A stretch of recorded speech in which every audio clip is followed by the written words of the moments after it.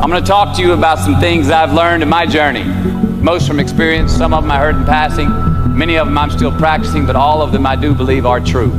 Life is not easy. It is not. Don't try to make it that way. Life's not fair. It never was. It isn't now, and it won't ever be. Do not fall into the trap, the entitlement trap, of feeling like you're a victim. You are not. Get over it and get on with it. So the question that we've got to ask ourselves is what success is to us, what success is to you. Is it more money? That's fine. I got nothing against money. Maybe it's a healthy family. Maybe it's a happy marriage. Maybe it's to help others, to be famous, to be spiritually sound, to leave the world a little bit better place than you found it. Continue to ask yourself that question. Now your answer may change over time, and that's fine. But do yourself this favor. Whatever your answer is, don't choose anything that will jeopardize your soul. Prioritize who you are, who you want to be, and don't spend time with anything that antagonizes your character.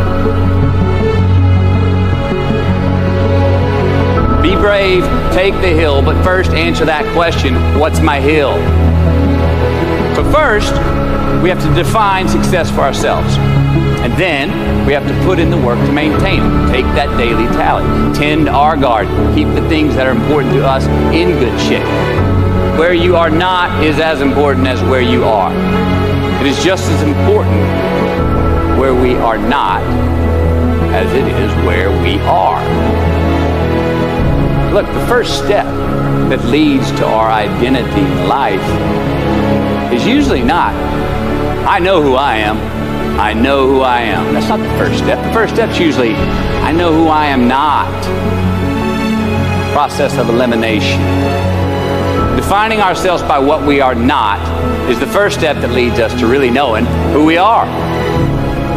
You know that group of friends that you hang out with that they really might not bring out the best in you? You know, they gossip too much or they're kind of shady. They really aren't going to be there for you in a pinch.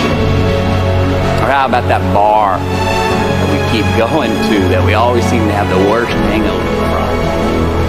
Or that computer screen, right? The computer screen that keeps giving us an excuse not to get out of the house and engage with the world and get some real human interaction. Or how about that food that we keep eating? Stuff that tastes so good going down, it makes us feel like crap the next week. We feel lethargic and keep putting on weight. Well, those people, those places, those things, stop giving them your time and energy. Just don't go there. I mean, put them down.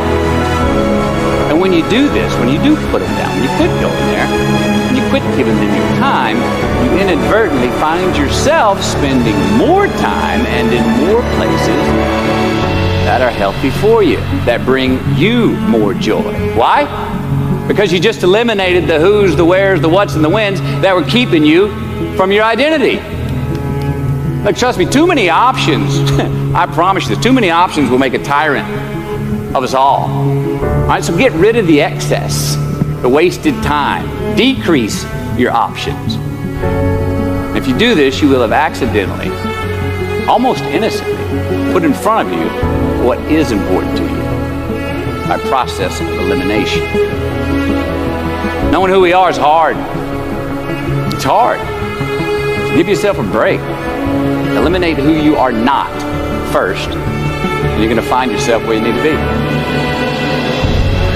Instead of creating outcomes that take from us, let's create more outcomes that pay us back, fill us up, keep your fire lit, turn you on for the most amount of time in your future.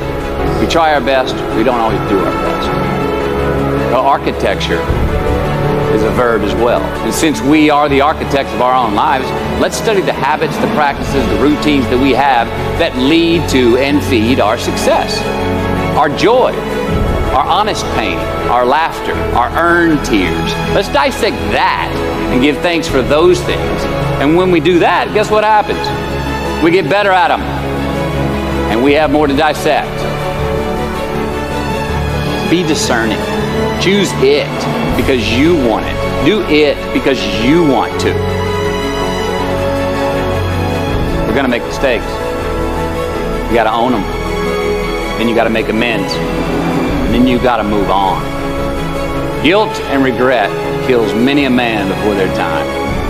So turn the page, get off the ride. You are the author of the book of your life.